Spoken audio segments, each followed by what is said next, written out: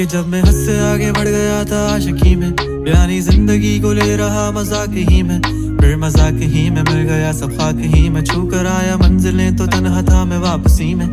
जैसे फूल तोड़े होंगे तुमने झोली भर के, मैं वो फूल जो के रह गया था शाख ही में। जैसे ख्वाब ही में ख्वाब गाहे आँख ही में, पल से पल में क्या हुआ तुम रह गए बस याद ही में। एक सवाल मचलता है मेरे दिल में, कभी तुझे मैं भूल जाऊं या तुझे मैं याद करूं। तुझी को सोच के लिखता हूँ जो भी लिखता हूँ, अब लिख रहा हूँ तो फिर क्यों ना एक सवाल करूं। मैं इस सवाल से गम को बदल दूं खुशियों में, पर इन बेजान सी